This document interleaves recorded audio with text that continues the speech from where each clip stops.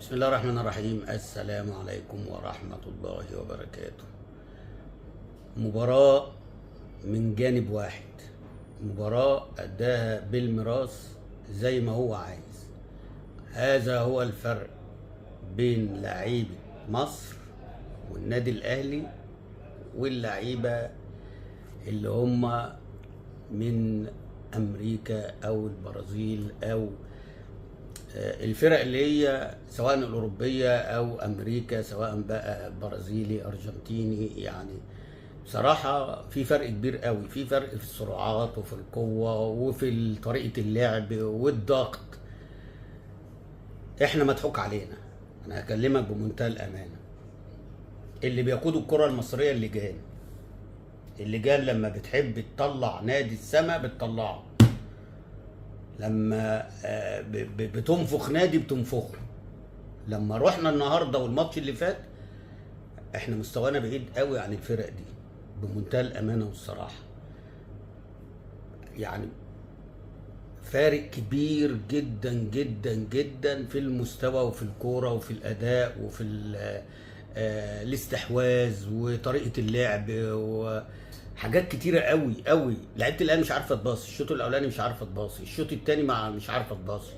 يمكن لما نزل اشرف بن شرقي في الاول ما كانش واقف على رجله، بس بعد كده وقف على رجله. هو ده بن شرقي بجد، يعني هو ده بن شرقي اللعيب التقيل.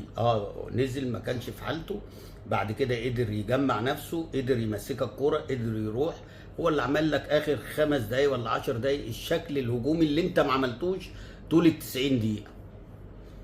وفرحانين تريزيجيه، فرحانين زيزو. عملوا ايه؟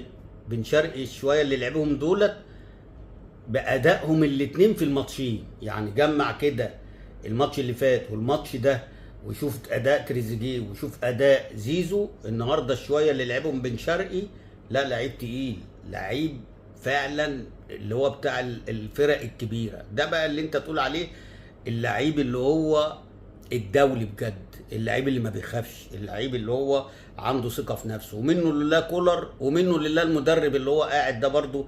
ان بعد الماتش اللي فات ده لما شفت تريزيجيه وزيزو لازم يلعب النهارده، لازم يلعب.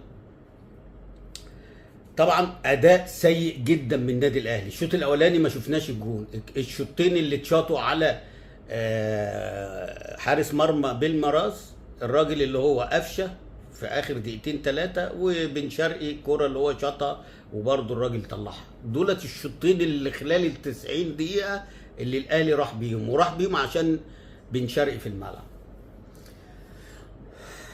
النهارده زيزو ما بيخرجش. اخبار القياسات ايه؟ يعني الماتش اللي فات من 3 ايام كان مش هيقدر يكمل عشان القياسات وان هو البدني طب النهارده بيلعب 90 دقيقه، انتاجه ايه؟ ده في اخر 3 دقايق كره اتقطعت منه انفراد اللي الراجل شاطها في السماء. هو ده بقى اللي قعدتوا تحاربوا عليه وقعدتوا بقى مموتين نفسيكم ومخبيينه وهيسافر والتاشيره ومعرفش ايه. طب عمل ايه؟ هو وتريزيجيه جايبين لعيبه بمليار ونص ولا ب2 مليار الا، والنهارده عشان يخدموكوا في كاس العالم للانديه. النهارده هم عالة على الفرقه. يعني اللجان طلعت المره اللي فاتت القياسات، وهو طلع قال لك ضربه الجزاء اصلا انا ما كنتش. ليه؟ هو ما فيش محاضره ولا ايه؟ انت اما تضحك على الناس تضحك على الناس اللي هي تبعك اللي هم بيصدقوك. انما احنا قول لا، قول ان انا ما كنتش محطوط اصلا او كنت محطوط وتريزيجيه خد الكره وشاطها عافيه عافيه وغصب عن اي حد. والحد يقدر يفتح بقه؟ حد له شوق في حاجه بس تطلع. انما انت لو بقى كنت في نادي الزمالك كلهم بيسيبوا لك الكوره، حتى عبد الله السعيد وشيكابالا وكله. على العموم مش هنتطرق للموضوع ده. ادي زيزو يا رجاله اللي كان يعني اللي الناس اللي كانت بتقول ايه زيزو هيجي معانا هناخد كاس العالم، بتخسر 2-0 بسهوله ويسر. واحمد ربنا ان الطقس النهارده همد الفرقه دي، لانك انت ساعه الطقس لما الماتش اتوقف كان البدني بتاعك بيقع، البدني بتاعك عمال يقع يقع يقع، بدليل الجون اللي جه من نص الملعب الجون الثاني ده فضيحه فضيحه، تك تك من القلب انفراد جون. فعايزين نقول انتوا نفختوا وعيشتوا الناس، ده اللي جاد وعيشتوا الناس في حلم هنروح نجيب كاس العالم ونيجي. طب ما تبصوا للريال امبارح، بص للريال والهلال. الريال اللي هي اقوى فرقه في اوروبا، والهلال نزل امبارح عمل عليهم ماتش، يعني بيقول لهم ان الكرة مش بالاسماء، الكرة مش بالتاريخ، الكرة بالجهد والعرق. امبارح الشوط الاولاني يكسبوا 3-4، يكسبوا 3-4، ولا في هيصة ولا زنبليطة ولا 40 قناة رايحين ولا مصر كلها رايحة عشان تحلل، ولا مفيش الكلام ده. ده الاستوديو فيه 2، الراجل اللي هو مقدم البرامج و2. احنا عندنا بقى كله مولد وصاحبه غايب. ده مفروض بقى بعد الماتش اللي جاي لو الاهلي ما وصلش وهو بالشكل ده مش هيوصل، بس انا اتمنى ان هو يوصل. لا لازم يتحاسب كل القنوات اللي راحت يا جدعان. ده سيف زاهر رايح من يوم 4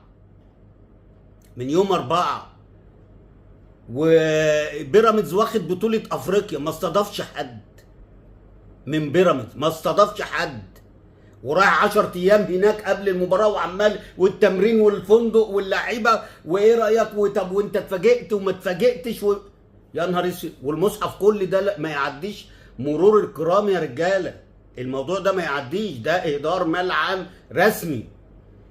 انا يعني قناة بتاعت البلد مسافرة، يا اما تاخد حق الماتشات وتنقل يا اما ما تسافرش. ده انتوا ما بتعملوش كده مع منتخب مصر. منتخب مصر ما بتعملش معاه كده، تأجلوا له دوري وتضغطوا له دوري وتضغطوا كاس وتلاعبوا لعيبه في الصيام كان ممكن حد يقع ويموت ويحصل المصيبه بتاعت احمد رفعت، ورغم كده نظهر بالشكل ده. لازم يبقى فيه حساب وعقاب يا سياده الوزير، لازم يبقى فيه عقاب. انا ماليش دعوه بالنادي الاهلي، انا ماليش دعوه انا بتكلم على القنوات التانية اللي هي ما نقلتش اصلا احداث المباريات. طب انت مسافره ليه؟ وعلى حساب مين؟ وكل ده ليه؟ يعني من دمنا احنا؟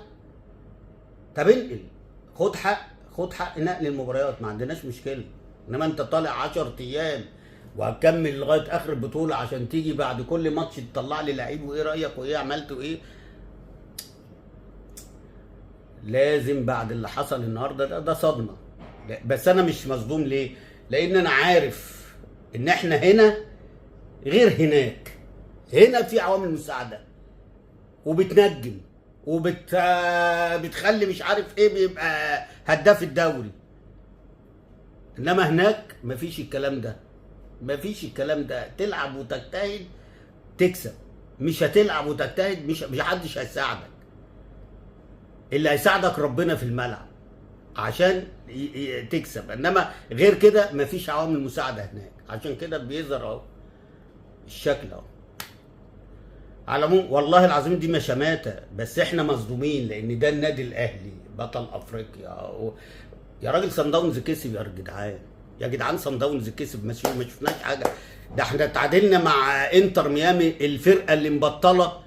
انتوا كنتوا بتلعبوا حارس المرمى بس وشويه ميسي وما عرفتوش تكسبوه. هتكسبوا النهارده بالميراث، الفرقه اللي هي بتقف على الكوره وبتلعب وتروح وتيجي. مضيعين كام فرصه هم؟ انت ضيعت كام فرصه؟ انت ما ضيعتش ولا فرصه ضاعت منك. احنا شفنا الجون بس في اخر 5 دقايق عشان اشرف بن شرقي. بالمناسبه برضه عايز اقول برضه ايه، يعني انا المره اللي فاتت انتقدت حسين الشحات، انتقدته عادي، انا بحلل وبنتقد عادي، بس لقيت بعد كده بقى اللجان طلع عليه دبحاه.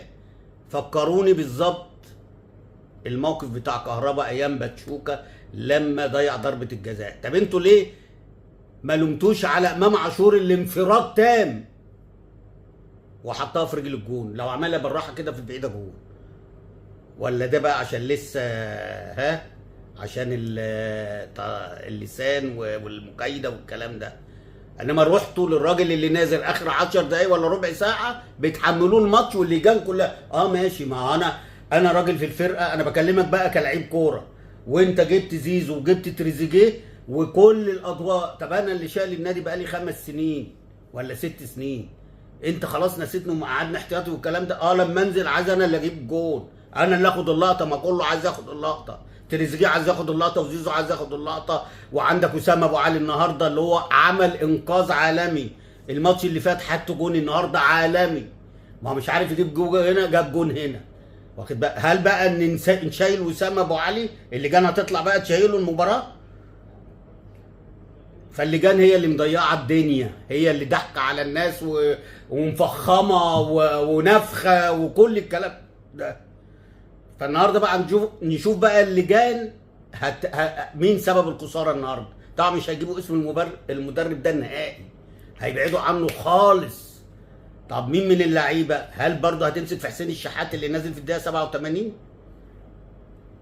ولا هتمسك بقى في مين؟ في جراديشار ولا بيكهام النهارده ده يقعد ازاي لاشرف داري؟ بيكهام ده يقعد ازاي لاشرف داري؟ محمد هاني بيلعب كوره ازاي؟ وبيلعب في النادي الاهلي ازاي؟ حد يقول لي لا بيعمل اوفر ولا ده الجون الثاني يا راجل لو جري وقعد يدبدب ورا الواد والله ما كان هيجيبها، بس هو من التعب عمل التاكل وخلص نفسه، قال له روح معاك ربنا. لا في لعيبه ما تلعب والله ما تلعب في الاهلي، امثال محمد هاني، امثال اشرف داري، يحيى عطيه الله دوت، يعني ده على الله خالص.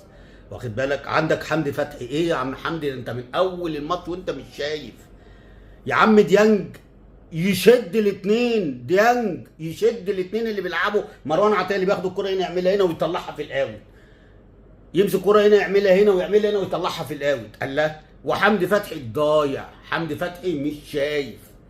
هما دولت لعيبه نص. محمد بن رمضان بطيء جدا جدا. النهارده النادي الاهلي ما اتظبطش الا لما اشرف بن شرقي بدا يحط الكره في رجله كده، وشويه لما حسين الشحات نزل معاه. انما لا في زيزو ولا في تريزيجيه ولا في اسامه ابو علي ولا في حمدي فتحي، كل دول كانوا عاله، ومحمد هاني واشرف داري. يا نهار اسود، دول بيلعبوا في النادي الاهلي يا جدعان. يعني ديانج ده يقعد للثلاثه بتوع نص الملعب دول، اقسم بالله دول كلهم يطلعوا وهو ينزل يلعب لوحده. بالثلاثه دول سيبوه في نص الملعب هيبقى عامل زي الاسد المغوار، هتلاقيه بيروح هنا وبيقطع هنا وبيجي هنا انا مش عارف المدربين دول بيفكروا ازاي. وقفش النهارده والله لما نزل ما كانش وحش. دي شوط واحده ما شفناهاش الماتشين ما شفناهمش للناس اللي بتلعب اساسيه. خلي بالكم انا بتكلم والله، انا انتقدت حسين الشحات بس شويه اللي نزل فيهم كان عايز يعمل حاجه، عايز يثبت ويقول ان انا اهو. انت يا حسين لعيب كبير، انا بقول لك انت لعيب كبير، وسيبك بقى من اللجان والكلام ده، وانت عارف ان هم عايزين يبطلوك زي ما طفشوا كهرباء. وما نعرفش يا ابني الدور اللي جاي على مين. النادي الاهلي بيخسر باقل مجهود. فرقه النادي الاهلي فرقه ضعيفه جدا جدا جدا، اسماء على الفاضي، نفخه على الفاضي. بصراحه ما شفناش كورتين 3 بتتنقل كده عشان الواحد يقول الله يعني فرق كوره وبتاع. احنا الشوط الاولاني قعدنا نجامل ونقول كويس، بس ان هم ما بيجرؤهمش في اللياقه البدنيه، ان هم ما بيضغطوش عليهم وبيستحوذوا، ولا في استحواذ. ده ما راحوش الشوط الاولاني للجون، احنا ما شفناش الجون الشوط الاولاني. قلنا الشوط الثاني هيتعدل الحال اول ما نزلوا جون وسام ابو علي، والثاني انفراد، وبعد كده كام واحده ضيع كده وكده، والاهلي ما ضيعش لغايه ما بن شرقي نزل وقفشه نزل وحسين الشحات بداوا الى حد ما نشوف خطوره على ال 18. شوطه من قفشه والشوطه الثانيه بتاعت اشرف بن شرقي، وبعد كده الملايين طارت، الملايين ما ملهاش اي وجود. 400 مليون ومليار فين يا عم؟ اشرف بن شرقي النهارده بيدي رساله ان الكبير كبير. ربنا يبارك لك يا اشرف، وربنا يوفقك يا حسين، وربنا يكرمك يا قفشه، لان انتوا 3 لعيبه فرقتوا كتير قوي. على العموم هارد لك، وان شاء الله اشوفكم في الماتش اللي جاي، ويكون النهارده الانتر مع فرقه البرتغال دي بورتو دي ان شاء الله يتعادلوا عشان يبقى لنا امل ان يكسب الماتش اللي جاي بورتو. بس بالشكل ده مش هنكسب لو لعب بالشكل الراجل، الا لو لعب الناس الثلاثه اللي انا قلت لكم عليه، قفشه وبن شرقي وحسين الشحات من بدايه المباراه. وسيبكم بقى من الفلوس والتطليع اللسان والحاجات دي، العب بقى بجد باللعيبه اللي عايزه تلعب كره وتموت نفسها. سلام عليكم.